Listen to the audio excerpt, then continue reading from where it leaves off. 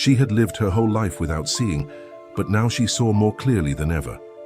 Her aunt's disappearance unlocked a past she never dreamed existed, a horse that seemed to know her, a man who knew her name, and a secret that would change her life forever. Welcome to the channel. Before we begin, please like and subscribe so we can continue creating stories like this one. Dawn was slowly breaking over the small town of High Ridge, Colorado, as Emily Mitchell carefully felt the objects around her. Her slender fingers slid across the surface of the rustic wooden table, finding the coffee cup that her Aunt Betty always left in the same place. This morning ritual was one of the few things that still maintained some normalcy in her life. Blind. Since birth, Emily had developed a special relationship with the world. Her other senses compensated for her lack of vision in ways that many considered almost supernatural. The smell of damp earth announced rain hours before the first drops fell. The sound of birds told stories that only she could decipher. And touch was her window into a universe of textures and sensations that eyes could never capture. "Aunt Betty," she called, noticing the unusual silence in the wooden house. Normally, at this hour, her aunt would be preparing breakfast, the sound of the spoon against the pan marking the rhythm of the morning like a familiar metronome. Only silence answered. Emily stood up, leaning on the cane she rarely used inside the house. Betty's absence was strange. Her aunt never left without telling her, without leaving messages recorded on the small device Emily used to communicate.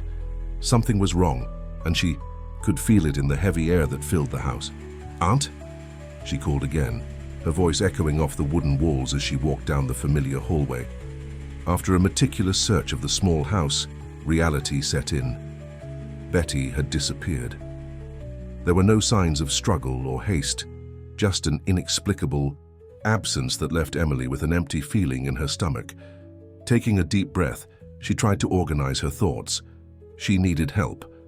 With trembling fingers, she picked up her adapted cell phone and dialed the only number she knew by heart besides her aunt's, that of Jack Sullivan, childhood friend and neighbor who lived a few meters away. "Jack, it's Emily. Aunt Betty, she's gone." Jack's deep, calm voice sounded from the other end of the line, promising to arrive in minutes. And so he did. Soon, the familiar sound of his footsteps was resonating across the wooden porch. "Em, we'll look everywhere." "She must have gone into town. Maybe she forgot to tell you," Jack tried to reassure her, but the subtle tremor in his voice betrayed his own concern. The following hours were intense with searching.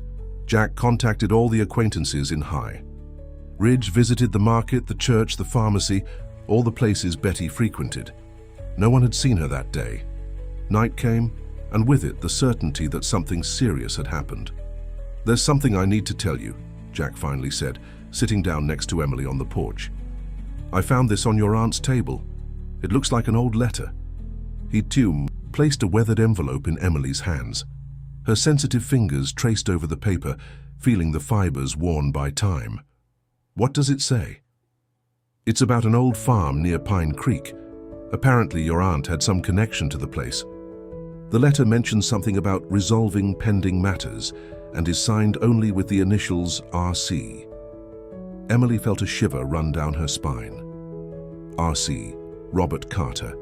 The name her aunt mentioned only in whispers, a ghost from the past that always seemed to hover over them like a distant shadow. "I know that name," she murmured. "Aunt Betty would talk about him sometimes when she thought I was sleeping. She always seemed scared." That night, Emily couldn't sleep. Betty's absence was like a black hole threatening to swallow her. Without her only family, she felt adrift in an ocean of uncertainty. But there was a clue, a direction to follow.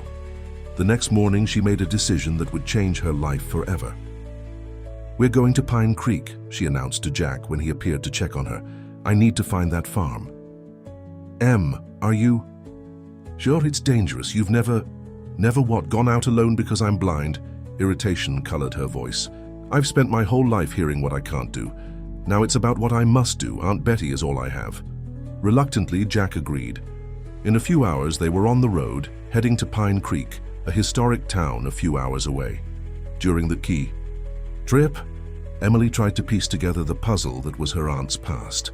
Betty had always been reserved about her life before moving to High Ridge with her young niece.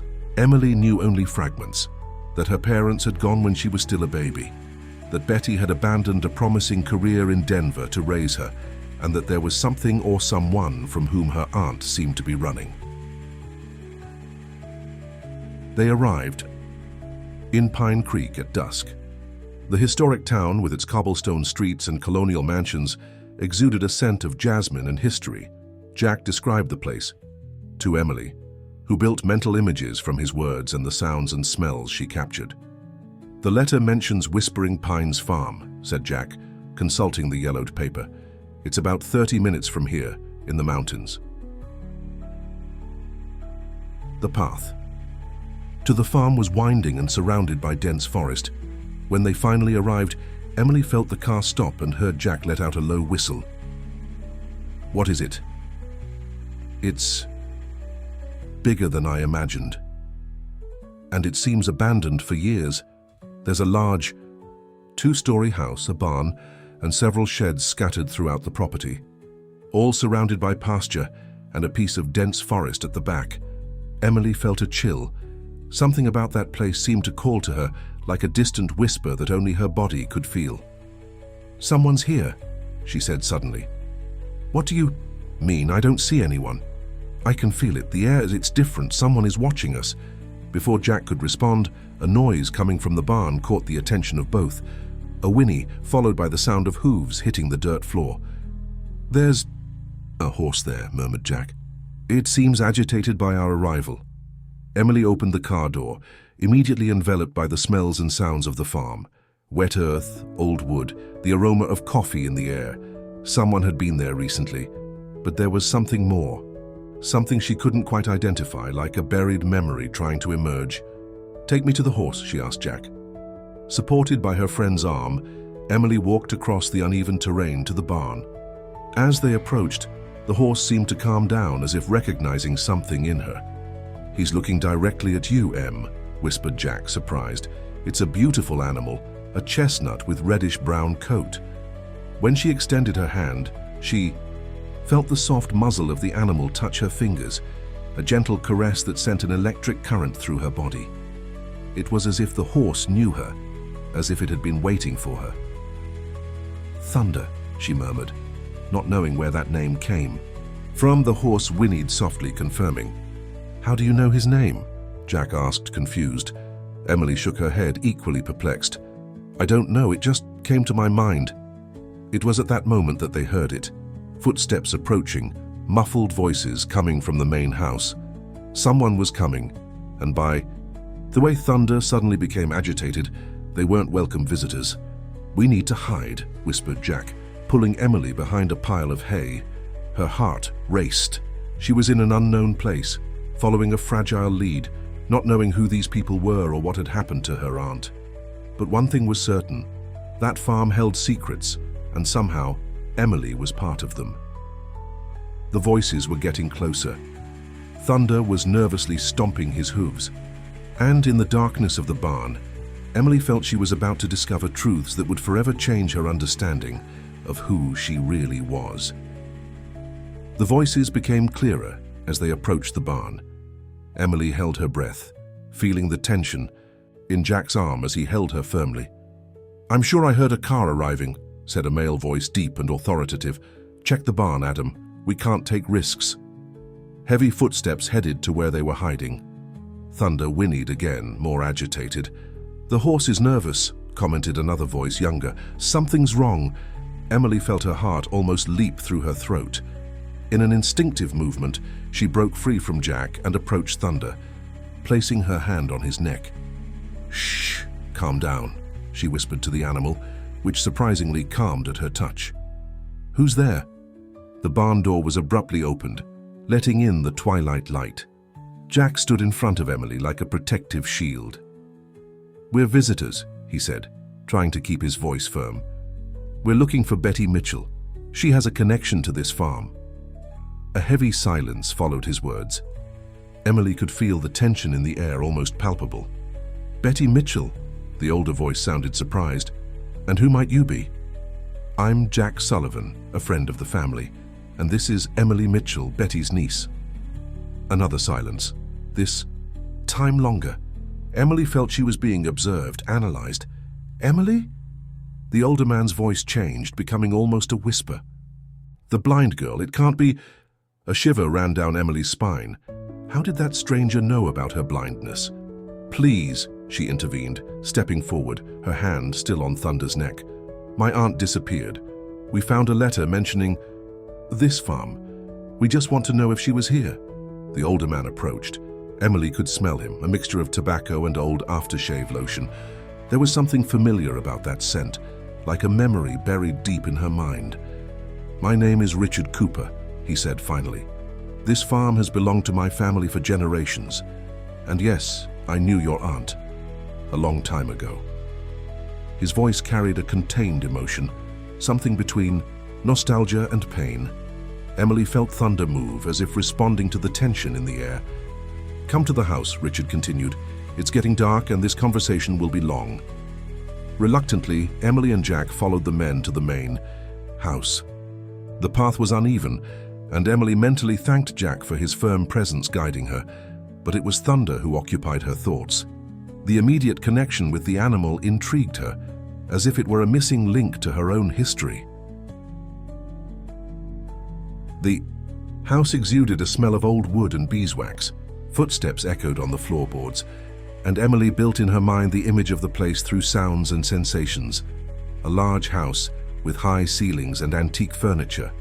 A place with history, with memories. Please sit, offered Richard, leading them to a room that smelled of old books and freshly brewed coffee. Adam, bring some coffee for our visitors. The creaking of a rocking chair indicated that Richard had sat down. Emily did the same, feeling the soft upholstery of an old sofa under her fingers. So you are Helena's daughter, said Richard, his voice now clearly emotional. Helena? Emily felt a knot in her throat. My mother's name was Helena Mitchell? Heavy sigh came from Richard's direction. Helena Mitchell Carter, he corrected. Your mother was married to my brother, Robert Carter. The revelation hit Emily like lightning. R.C. Robert Carter, the name from the letter. But her aunt had never mentioned that he was her father, that she was a Carter. This can't be true, she stammered. My aunt told me my parents were gone when I was a baby. She never spoke of any Carter. I'm not surprised, Richard replied bitterly. Betty was always too protective. After what happened, she decided to cut all ties with the Carter family. She took you away, and no. Matter how hard we tried, we never managed to find you. Until now. Jack squeezed Emily's hand, transmitting silent support. What exactly happened? He asked. The sound of dishes being placed on the table indicated that Adam had returned with the coffee. Emily smelled the strong, comforting aroma. Small details to cling to while her world turned upside down. It was a turbulent period, Richard began. Helena and Robert were happy with Emily's birth, despite the discovery that the baby was born blind. But there were tensions in the family. Disputes over land, over money, the kind of thing that divides relatives. He paused, and Emily heard the tinkling of a cup being lifted. There was an accident, he continued, with a choked voice. Helena was driving on a rainy night, returning home after visiting her parents in Denver. The car skidded on a curve. She didn't survive the injuries. Emily felt tears running down her face. Her mother, of whom she didn't even have memories, finally gained a story, a face in her mind. And my father, she asked with a trembling voice. A tense silence followed her question. Robert never recovered from Helena's loss, Richard finally answered. He changed, became obsessive, paranoid. He began to believe that Helena's accident wasn't accidental, that there was someone behind it. And then, one day, he simply disappeared, taking only some clothes and documents. That was about a year after Helena's death. And Betty took me away, Emily completed, understanding now part of the puzzle. Yes, she was Helena's sister, your only blood relative. With Robert missing, she assumed your guardianship. But instead of staying here, where we would have helped, she left during the night, leaving no trail. I even tried to find you legally, but Betty was clever. She changed cities, maybe even names for a while. Emily was trying to process all of that. Her family wasn't just Betty. There was an entire past, a history that her aunt had chosen to hide. Why would my aunt come back here after so many years, she questioned, and why would she disappear like this without telling me anything? Richard sighed deeply. That, my dear, is what we're also trying to understand. Betty showed up here 3 days ago extremely agitated, said she needed to find something that Robert had hidden, something that would prove he was right about his suspicions. And did you help her? Jack asked, suspicious. Of course we did, Richard replied, seeming offended. Despite everything, she's family. But the next day when we woke up, she had left. She only left a note saying she needed to check one last clue and would return soon. Emily felt there was something more, something Richard wasn't telling. Her heightened senses picked up subtle changes in his breathing, in the way he moved, restlessly in his chair. This horse, Thunder, she said suddenly. Who did he belong to? The question seemed to surprise Richard. He was your father's favorite horse, he answered after a pause. Robert had a special gift with horses, and Thunder was his greatest achievement, an exceptional animal, intelligent beyond the ordinary. It's almost a miracle he's still alive after so many years. And how did I know his name? Emily insisted. I've never been here before, never heard of this horse, but as soon as I touched him, I knew. His name was Thunder. The silence that followed was loaded with meaning. You were here, Emily, Richard finally said. As a baby, Robert used to take you to the barn, even against Helena's wishes. He said you needed to know the horses, that there was a special connection. It seems he was right. The revelation brought a strange sensation to Emily. Fragments of memories she didn't even know she possessed seemed to struggle to emerge. The smell of fresh hay, the warmth of a large animal, the sound of a gentle whinny. Tomorrow morning, Richard continued, I can show you the place where Betty was searching. Maybe we'll find some clue about where she went. When they were led to the guest rooms to spend the night, Emily felt as if she were living a strange dream. Everything she believed she knew about her past was being rewritten. I don't trust them, whispered Jack, when they were alone in the room that he would share with Emily, for safety. Something's wrong with this story. Emily silently agreed. There were missing pieces, details that didn't fit. But one thing was certain. She was closer to finding Betty than before, and somehow she felt that Thunder would be fundamental in this search. Lying on the old bed, whose sheets smelled of lavender, Emily relived the moment when she had touched the horse. The instant connection, the mutual recognition, as if the animal knew exactly who she was and what she was looking for. In the darkness that was constant for her, Emily made a silent promise. She would find her aunt and discover the whole truth about her family, no matter how painful it might be. Outside, the wind whispered among the ancient trees of the farm, as if trying to tell long-forgotten stories. And in the barn, Thunder remained restless, as if he knew that soon he would be called to fulfill a destiny traced many years before. The bird's song announced the dawn, even before Emily could fall completely asleep. The night had been restless, filled with fragmented dreams where horses ran through endless fields and familiar voices called her name. Beside her, Jack snored lightly, finally overcome by fatigue after hours of distrustful vigilance. Careful not to wake him, Emily got up and felt her way to the window. She felt the fresh morning air caress her face, bringing with it the aroma of freshly brewed coffee and Thunder's distant whinny. It was as if the animal was calling her. Guiding herself by the walls, she found the bedroom door and went out into the hallway. The house was silent, but her heightened senses detected subtle movements in the kitchen. Someone was already awake. Using the spatial memory she had developed over the years, Emily navigated the corridors until she found the front door. She needed to breathe, needed to think, and, more than anything, she needed to see Thunder again. The morning dew wet her bare feet as she walked across the uneven terrain toward the barn. The smell of wet earth and fresh hay guided her with more precision than any vision could. When she reached the barn door, she felt the powerful presence of the horse, even before touching it. "Good morning, Thunder," she whispered, extending her hand. The animal responded with a soft whinny, approaching to receive her touch. Emily felt the heat emanating from the muscular body of the horse, the silky texture of the coat under her fingers. It was as if she knew every inch of that animal, as if they had met thousands of times before. "You remember me, don't you?" she murmured, resting her forehead on Thunder's neck. "Somehow you know who I am." "Horses have an impressive memory," said a voice behind her, making her startle. "Especially for people they love." Emily turned quickly, recognizing Adam's voice, the younger man from the previous night. There was something different about him now. His voice sounded less defensive, more open. "Sorry, I didn't mean to scare you," he continued. "I saw when you left the house and got worried. This terrain is dangerous for those who don't know it." "I'm used to managing on my own," Emily replied, a little defensively. "And it seems I have a guide now." She caressed Thunder's muzzle, who snorted. In response, Adam approached a few steps. Emily could feel his hesitation, as if he were in front of something precious and fragile. "You look a lot like your mother," he said finally. "Even without being able to see her photos, there's something in your way, in the way you tilt your head when you're concentrating." The mention of her mother made Emily turn completely toward him. "You knew my mother?" "Not personally," Adam replied, his voice carrying a sad smile that Emily could feel even without seeing.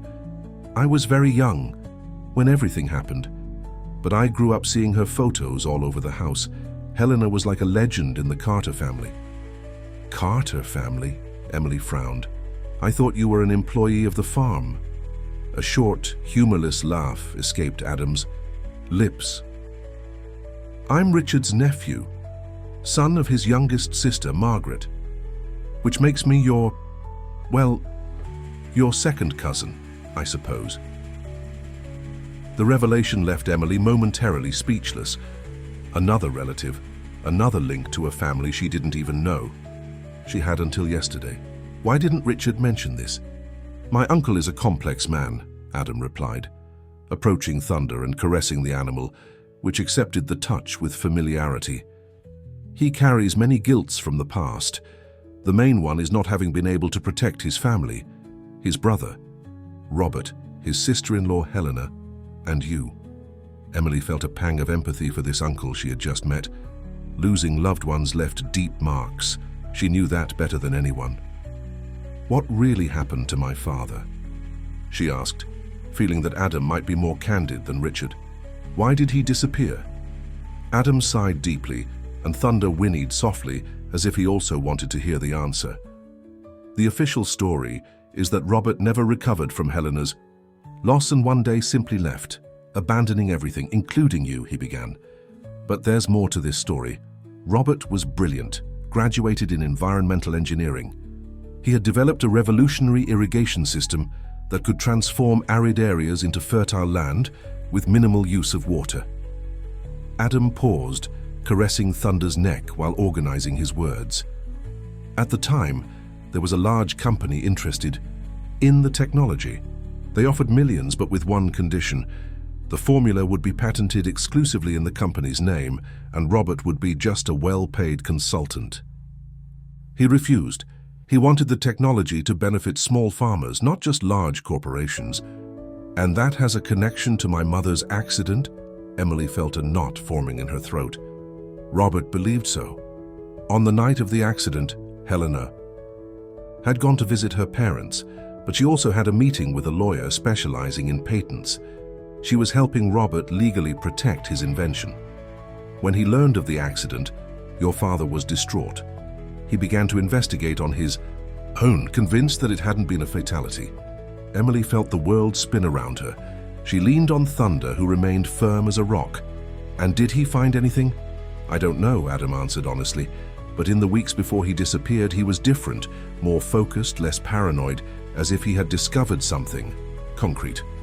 Then one night he gathered some important documents and told Richard he needed to hide something valuable. Something that could be dangerous if it fell into the wrong hands. The documents that my aunt came looking for," concluded Emily.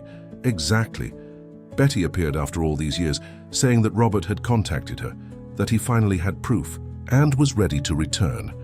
The revelation hit Emily like lightning. My father is alive. After all this time? Apparently, yes. According to Betty, he has been living under another name, hidden somewhere in the Everglades. But something changed recently.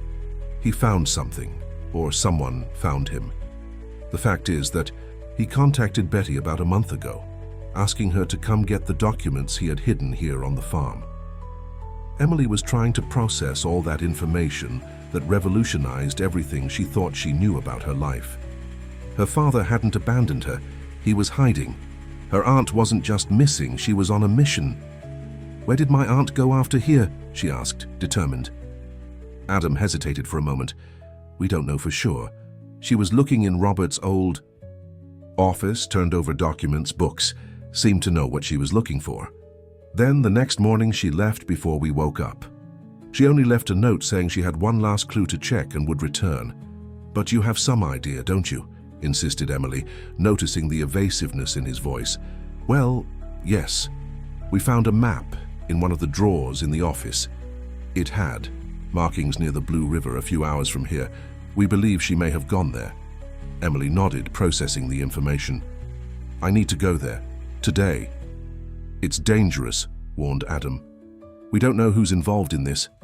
The company that wanted Robert's patent, Agrotech America, still exists and is more powerful than ever. If they discover that Robert is alive and about to resurface with evidence against them... I don't care, interrupted Emily, with a firmness that surprised even herself. I've spent my entire life in the dark, and I'm not talking about my blindness. I need to find my aunt and my father. I need to know the truth. At that moment, they heard hurried footsteps approaching the barn. Jack appeared breathless. Em, thank God I found you. I was worried. When I woke up and didn't see you in the room. He stopped upon noticing Adam. What's happening here? Before Emily could respond, Thunder suddenly became agitated, stomping his hooves on the dirt floor forcefully. His ears were up, alert, as if picking up something that humans couldn't perceive. What is it, boy? Murmured Adam, trying to calm the animal. Emily felt a chill run down her spine. The horse was trying to alert them about something, or someone. More people are coming, she whispered, trusting her heightened senses. I can hear engines approaching. Adam ran to the barn door and peeked outside. Damn, he cursed softly. It's 2 cars, I've never seen them before. Who could it be? Asked Jack, tense. No one good, replied Adam, quickly returning. You need to get out of here, now. How? Questioned Emily. Our car is parked in plain sight in front of the house. Adam reflected for a second, then his eyes lit up with an idea. Thunder, he said decisively. He can take you through an alternative path, through the woods. There's a secondary road that goes around the property. I can meet you there with your car in half an hour. Emily felt fear and excitement mix in her chest. Are you suggesting that I ride him? I've never ridden a horse in my life. Thunder is not a common horse, Adam replied, already preparing a saddle. And you're not a common person to him. Trust me, he'll take care of you. While Adam quickly saddled the animal, Jack approached Emily. This is crazy, he whispered. We can't trust this guy. What if it's a trap? Emily hesitated for a moment, but then felt Thunder approach, touching her shoulder with his muzzle as if encouraging her. An inexplicable certainty formed in her heart. We need to take the risk, Jack. I feel that Adam is telling the truth. And Thunder will protect us. Before Jack could protest further, Adam was back. It's ready. You go in front, Emily. Jack, you ride behind and hold on tight. Don't try to guide him. Let him choose the path. With help from both men, Emily mounted the immense horse, feeling the incredible strength of the animal beneath her. Jack climbed up right behind, his body tense with nervousness. Where should we go? Asked Emily. To the Blue River, replied Adam. That's where Betty went, I'm sure. There's an old fisherman's cabin that belonged to the family. Robert used to go there when he wanted to be alone. He handed a small package to Emily. Food and water for the journey. And this. He placed something metallic in her hand, an old key. What is this? The key to the cabin. It belonged to Robert. If the documents weren't in the office, they can only be there. A noise of car doors slamming reached them. The unwanted visitors had arrived at the main house. "Go," whispered Adam urgently. "I'll meet you on the road with your car." Emily pressed her legs against Thunder's body, and the horse understood the command. With a fluid movement, he set off toward the back of the barn, where Adam had indicated there was a secondary exit. The wind whipped Emily's face as Thunder galloped across the uneven terrain. Behind her, Jack held on tightly, murmuring prayers. But surprisingly, she didn't feel afraid. For the first time in her life, the darkness around her didn't seem like an obstacle, but a protection. And Thunder, this living link to a past she had just discovered, guided her with a security that no human guide could ever achieve. They were fleeing, yes, but they were also advancing, toward answers, toward truth, toward the family Emily never knew she had. And somehow she knew that Thunder would take her exactly where she needed to be. The sun had already reached its highest point when Thunder finally slowed his pace. They had traveled narrow trails through dense forest, crossed shallow streams and open fields, always moving away from the farm. At every moment, Emily was surprised by her own ability to stay firm on the horse, as if her body remembered a skill that her mind didn't know. "I think we're safe now," said Jack, his voice more relaxed after hours of tension. "I don't hear anyone following us." Emily nodded, realizing that she also felt safer. The heightened intuition that had always guided her seemed to indicate that they had left the danger behind. For now. "How are you feeling?" asked Jack, concerned. "Strangely well," she replied, running her hand over Thunder's sweaty neck. "It's as if I've done this before." Thunder snorted softly, as if agreeing. Emily smiled, amazed at the connection she felt with the animal. It was something beyond logic, beyond conscious memory. It was a bond that came from the depths of her being. "We need to find water," said Jack, pragmatic, "for us and for the horse." As if understanding, Thunder slightly changed direction, following a descending trail. Soon the sound of running water reached Emily's sensitive ears, bringing with it the characteristic smell of a river, fresh water, silt, fish, and the lush vegetation of the banks. "It's the Blue River," murmured Emily, recognizing the unique aroma of the great river that cut through the heart of the region. Her aunt used to take her camping on the banks of the Blue River during vacations when she was a teenager. The smell of those waters was imprinted in her memories. Thunder stopped at the riverbank, lowering his head to drink. With Jack's help, Emily dismounted, feeling her legs trembling after the long ride. The damp earth under her feet was a welcome relief. "Do you think Adam will really meet us?" asked Jack as he filled the canteen with the crystal-clear water. "I still don't completely trust him." Emily reflected for a moment. "I think so." There was sincerity in his voice. Besides, he gave me the key to the cabin. Why would he do that? If he were deceiving us? Thunder moved away a bit, grazing on the riverbank vegetation while the humans rested. Emily sat on a smooth rock, letting her bare feet touch the cold water of the river. The sensation was invigorating after hours of tension and adrenaline. "What do you think is in the documents your aunt came to get?" asked Jack, sitting down beside her. "I'm not sure," replied Emily, thoughtful, "but from what Adam said, it must be something related to my mother's accident.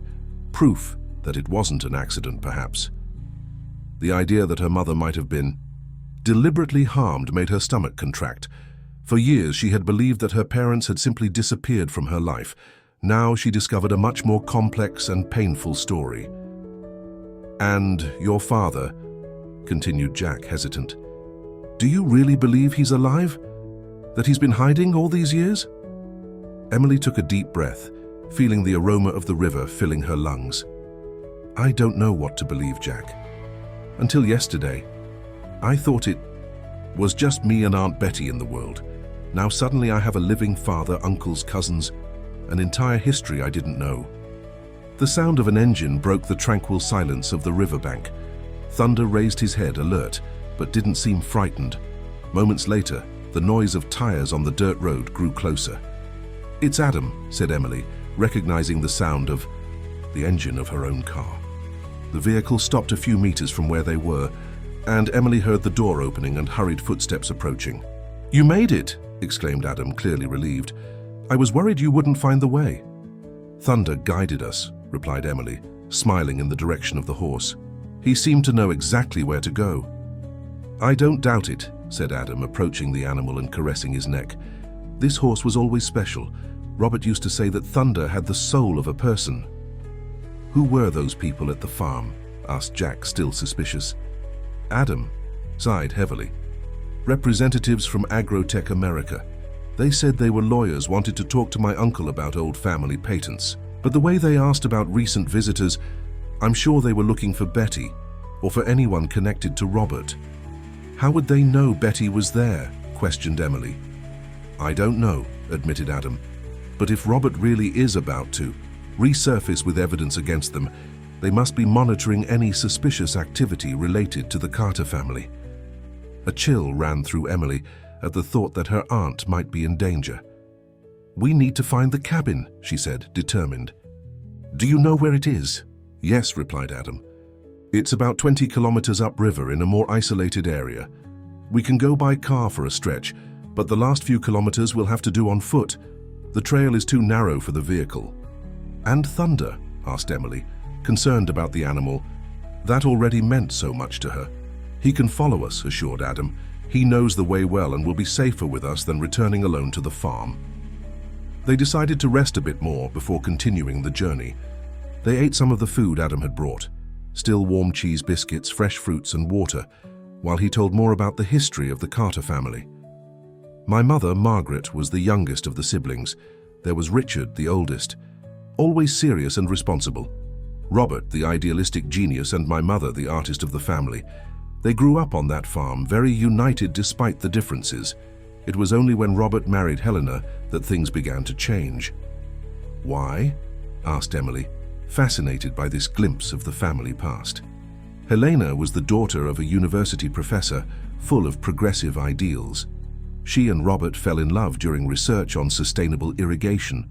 When they married, and Robert brought her to the farm, she brought new ideas with her. She wanted to transform the property into a model of sustainable agriculture, convince the family to abandon traditional methods that harmed the environment. And that caused conflicts. "Some," admitted Adam, "mainly with investors and neighbors who saw their ideas as threats. But within the family, everyone adored her. Helena had this way. She illuminated any environment she entered." Emily felt a deep sadness thinking about the mother she never really knew, a brilliant woman with dreams and ideals whose life was cut short too soon. "And when they found out I would be born blind?" she asked, almost in a whisper. Adam hesitated for a moment.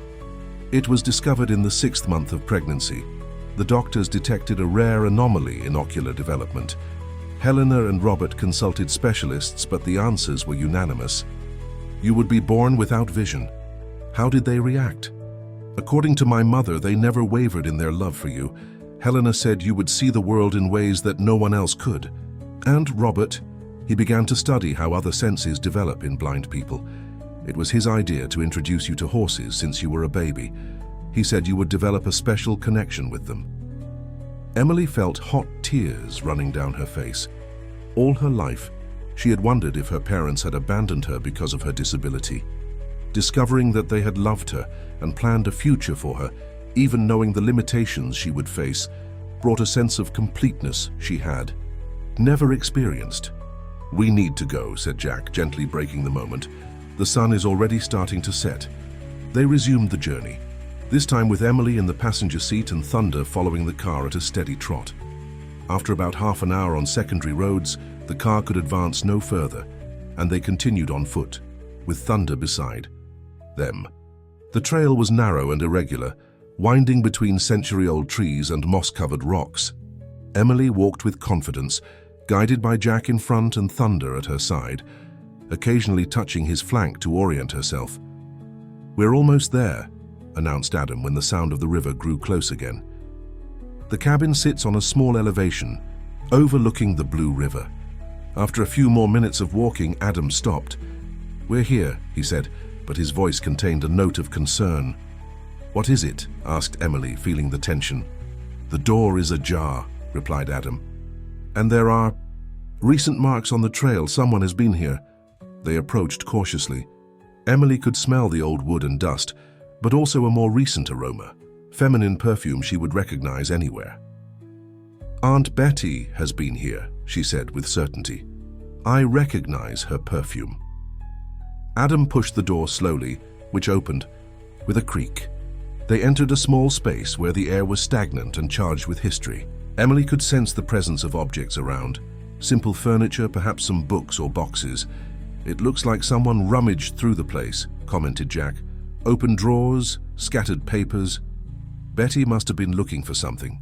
In a hurry," concluded Adam.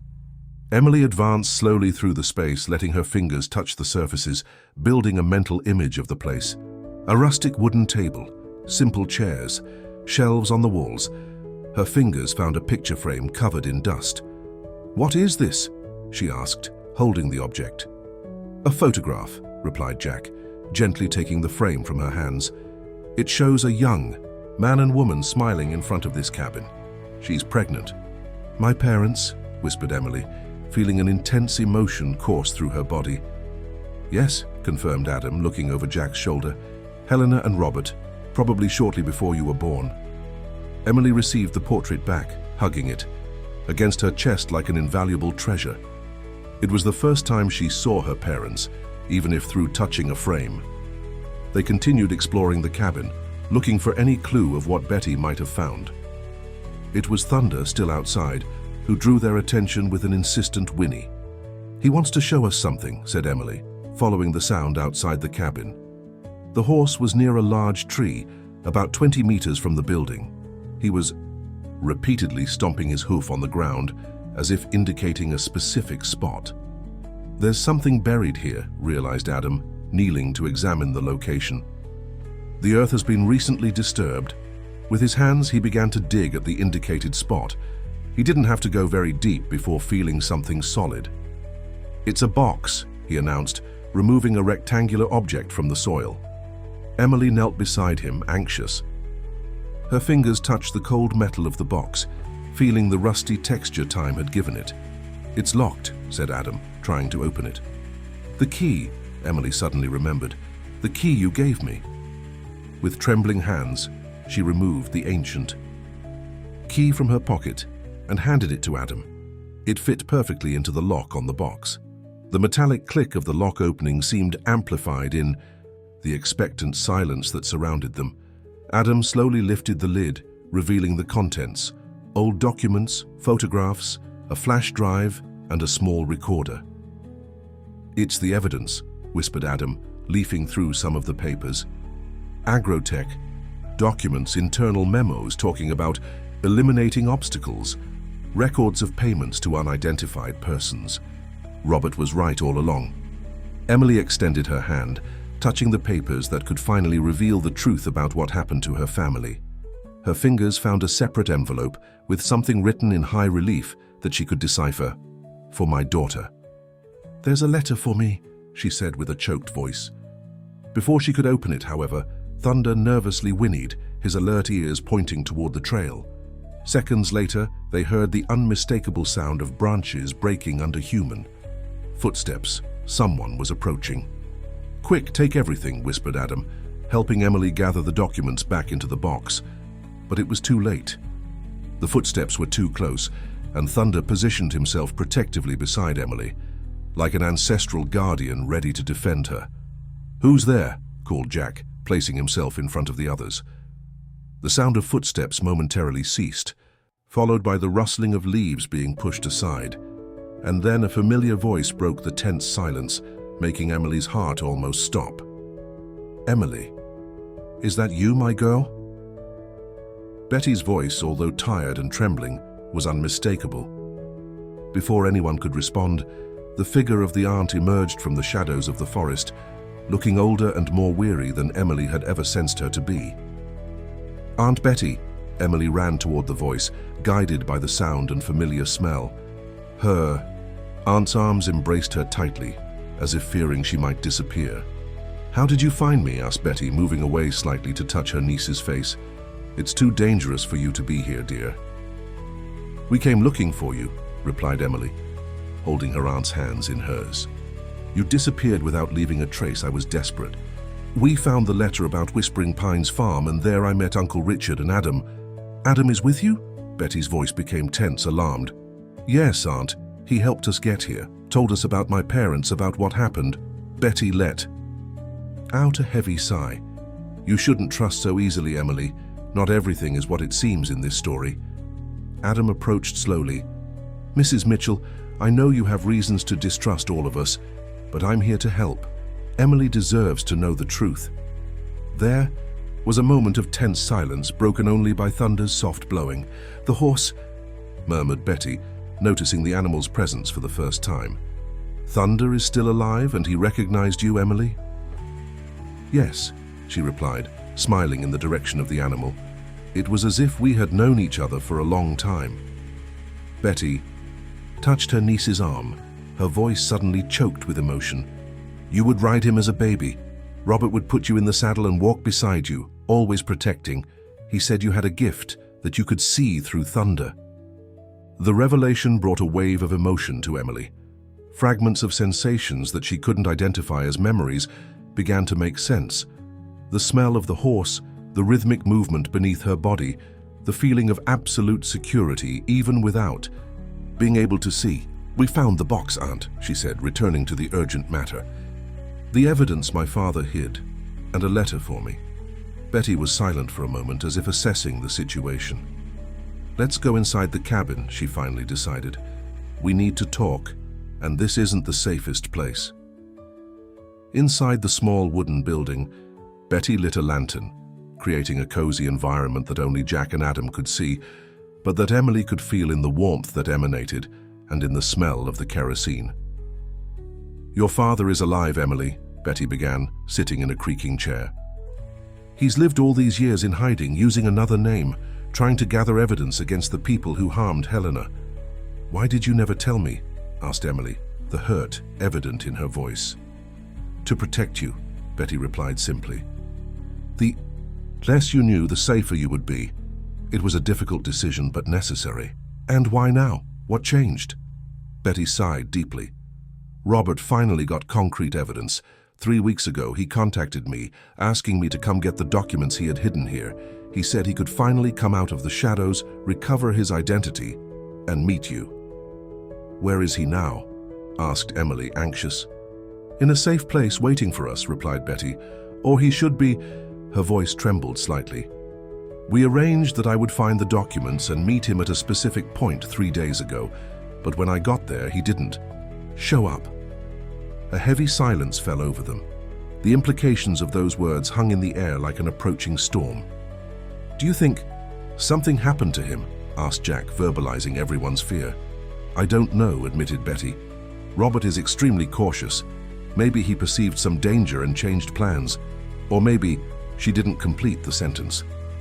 "The men who appeared at the farm today," intervened Adam. "They were from Agrotech. They were looking for you, I'm sure." "Agrotech," murmured Betty with bitterness. "After so many years, they're still afraid of what Robert might reveal."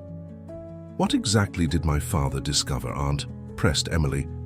Betty looked at the metal box now resting on the rustic table. "The answer is in there.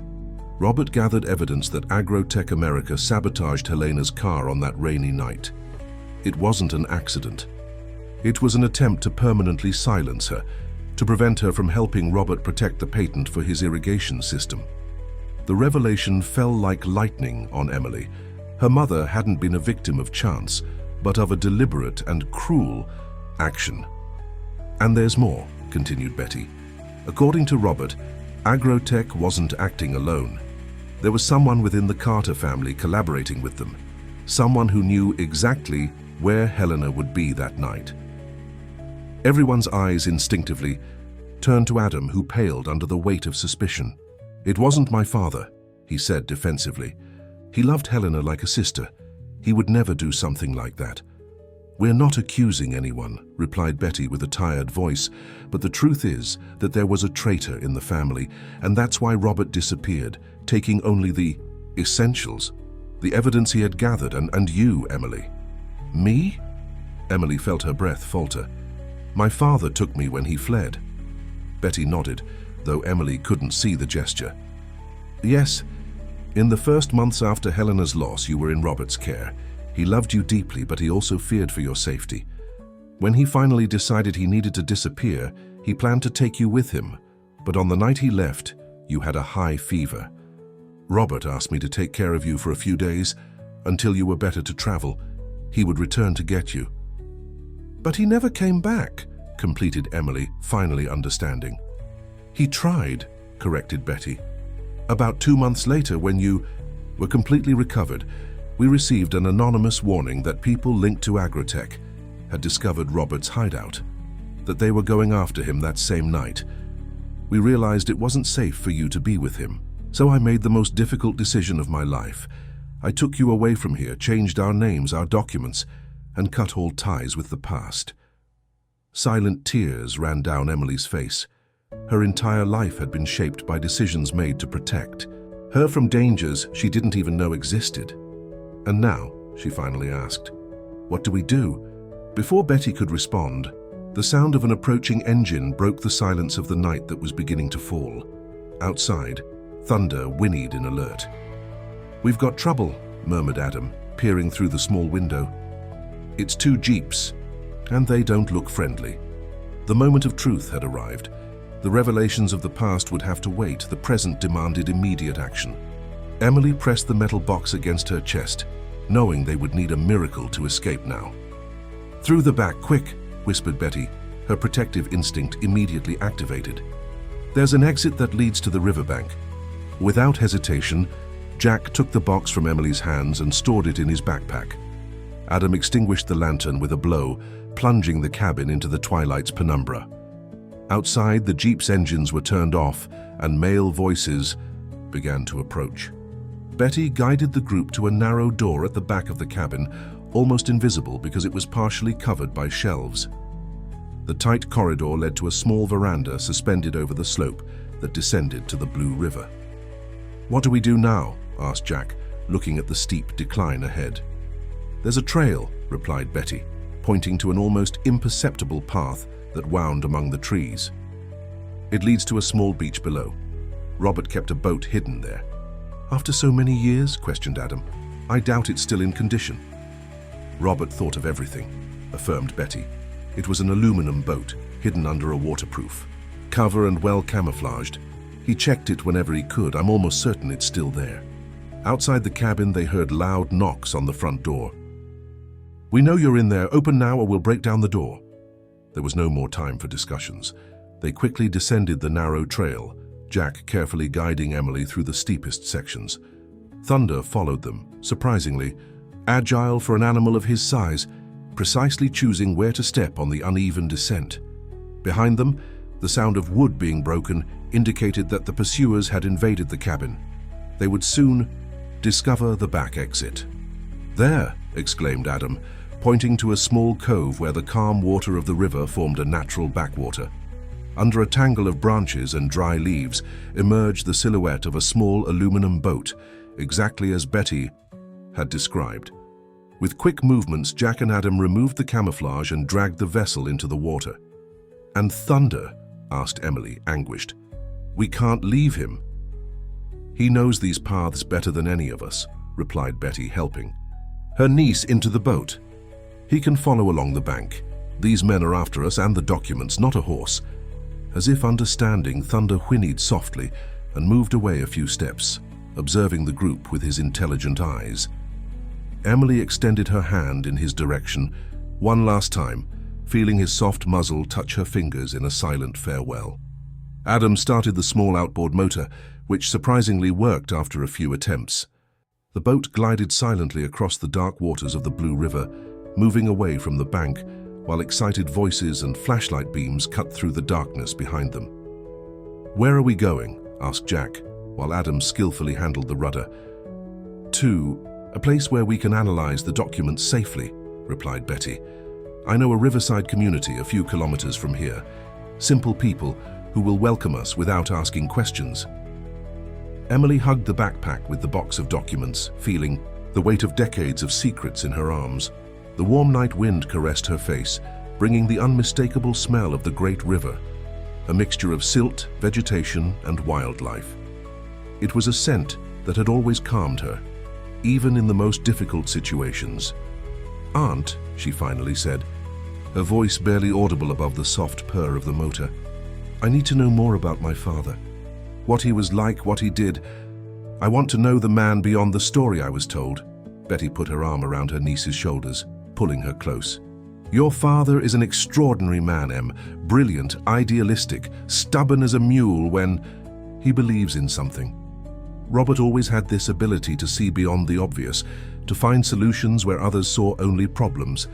That's what led him to develop that revolutionary irrigation system, observing how certain plants in the forest could capture and store water, even in extreme conditions." "And what was his relationship with my mother like?" A soft smile crossed Betty's face, visible only in the faint light of the crescent moon. Helena and Robert complemented each other perfectly. She brought poetry to his scientific world, gave structure to her dreams. When you were born, even with the diagnosis of blindness, they were radiant. Helena said you would see the world in a unique way, with a sensitivity that most people would never know. Adam, who was listening attentively while driving the boat, added, "My mother always told how your father would hold you in his lap for hours, describing every detail of the farm, the trees, the animals, as if he wanted to create a world inside. Your mind that was as rich as what he saw with his eyes." Jack, seated in the bow, remained vigilant, constantly checking that they weren't being followed. But his expression softened with the stories he heard. "She already knows how to ride," he commented with evident admiration. "I saw how she stayed firm on Thunder, as if she had been born on a horse." "I'm not surprised," replied Betty. "Robert began to put her on Thunder when you were still a baby, Emily. He said you two had a special connection, that the horse would be your eyes in the world." Emily smiled, remembering the sensation of freedom and security she had felt riding Thunder through the forest. It was as if a dormant part of herself had awakened, a muscle memory that her body had kept for all those years. After about an hour navigating the river, Adam reduced the speed.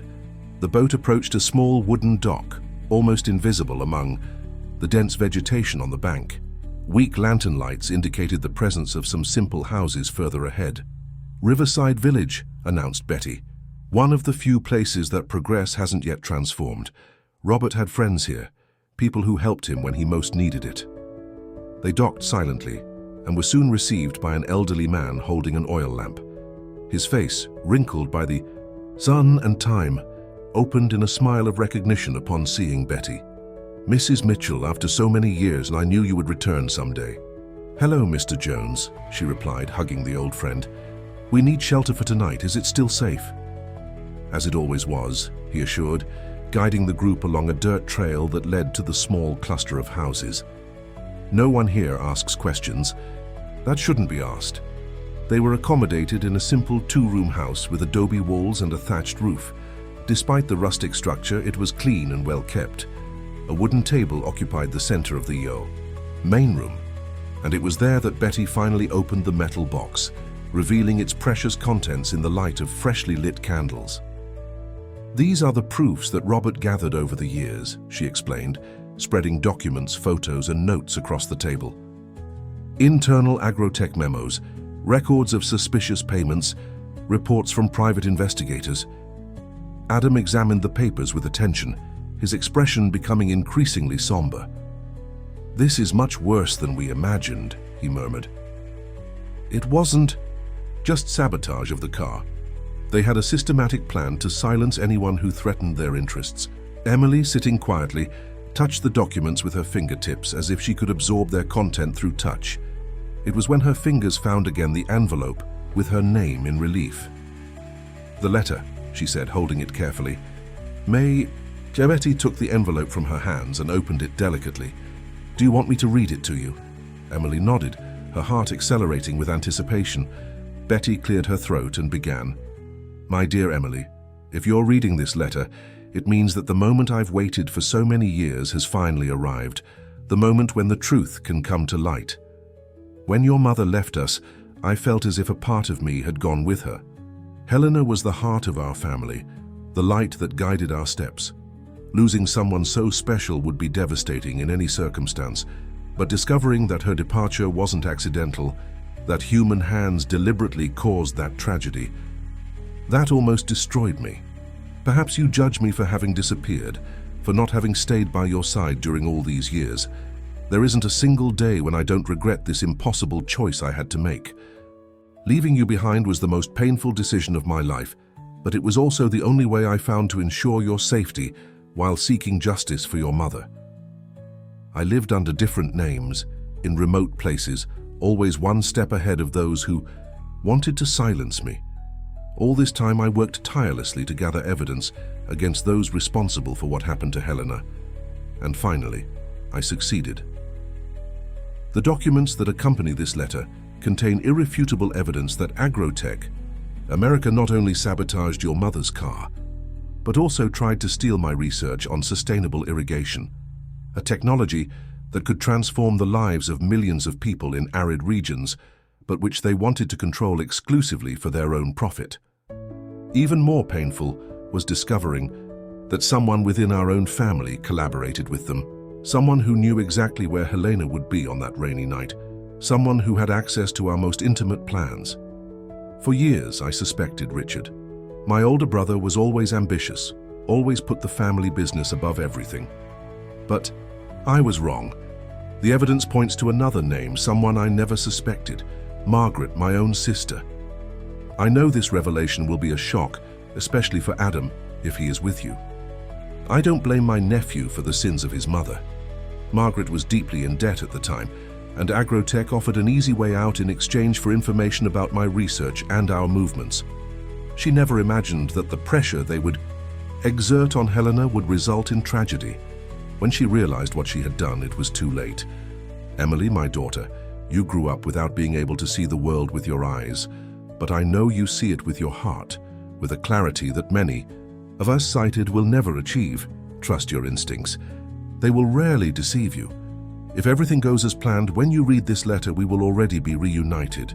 If not, know that each day away from you was torture, and that my greatest dream was always to be able to embrace you again and recover lost time. There is one last thing you should know. Thunder is not just a horse, he is a guardian, a living link to your past. The connection you share transcends logic.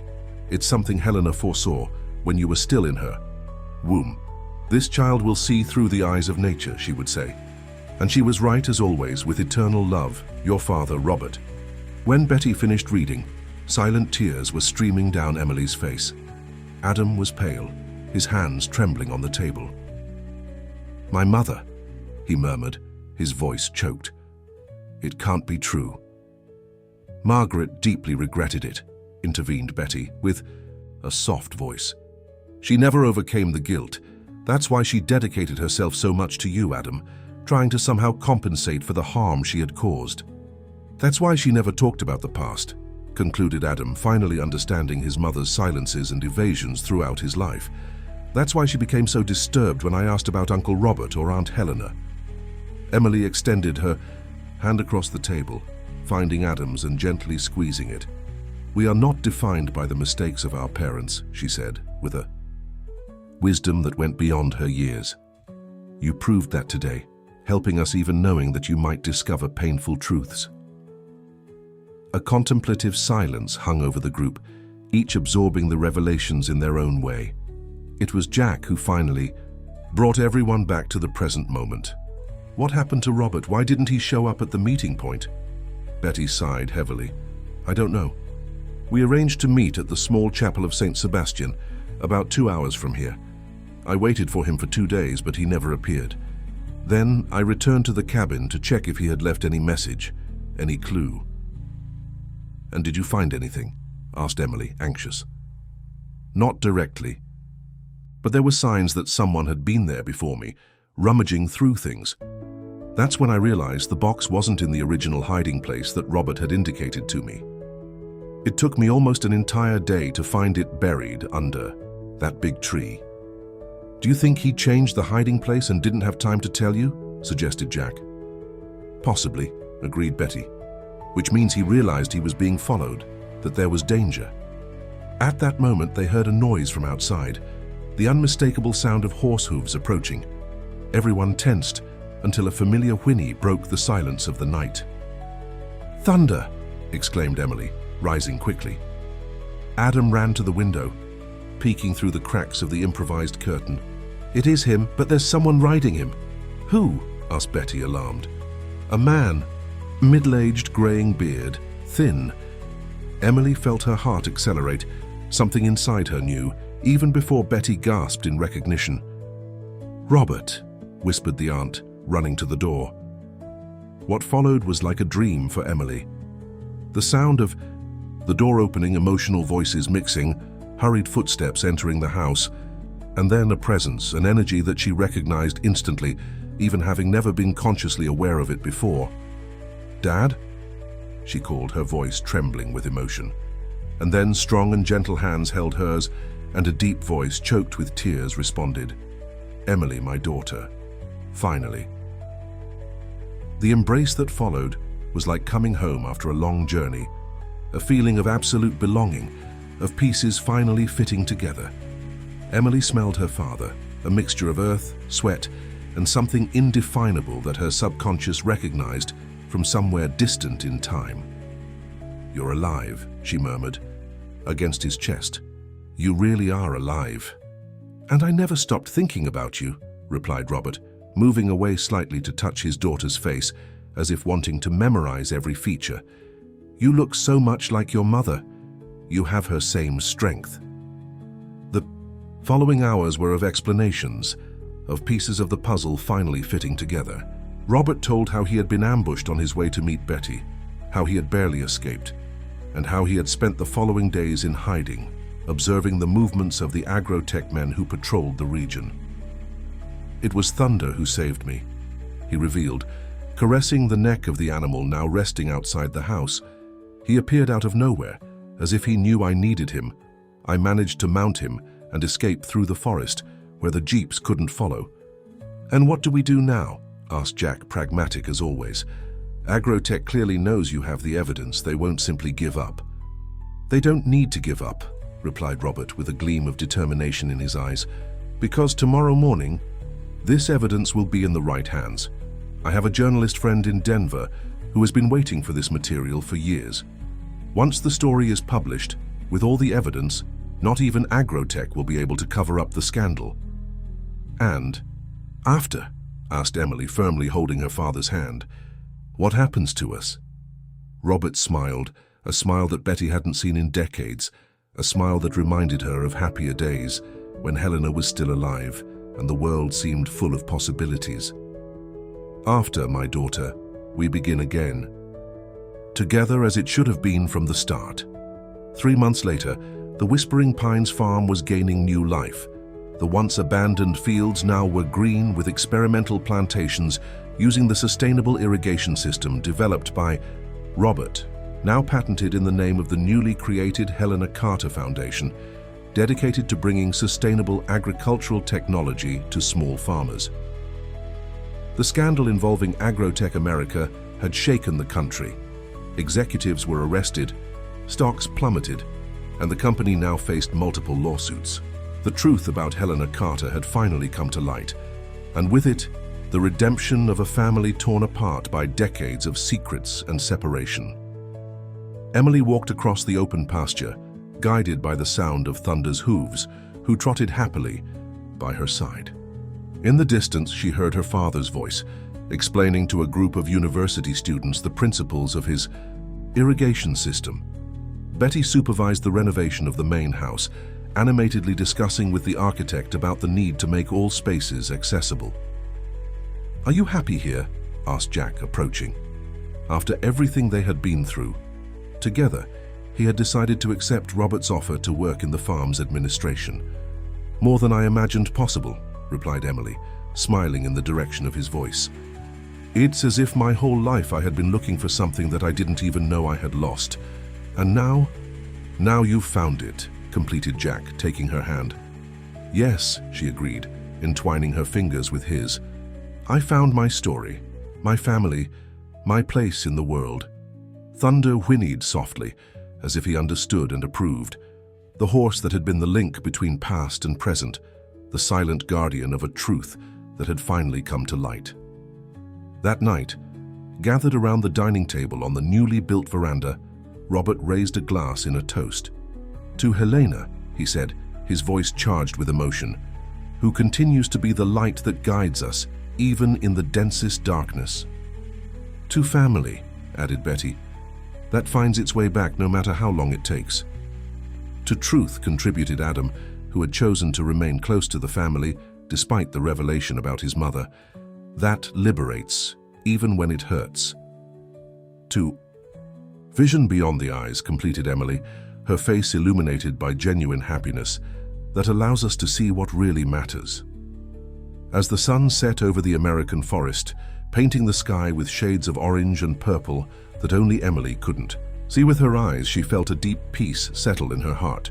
The journey that had begun with Betty's disappearance had revealed not only the truth about her past, but also the path to her future. A future where darkness was no longer synonymous with fear or limitation, but just another way of perceiving the world, to a world now rich in sounds, aromas, textures, and above all, love. Her love that had crossed decades of separation, that had survived betrayals and losses, and that now flourished again, stronger than ever. Thunder whinnied in the distance, as if sealing with his approval the new chapter that was beginning for all of them.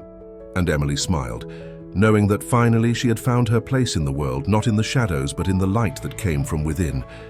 Dear listeners, we hope that Emily's journey has touched your hearts.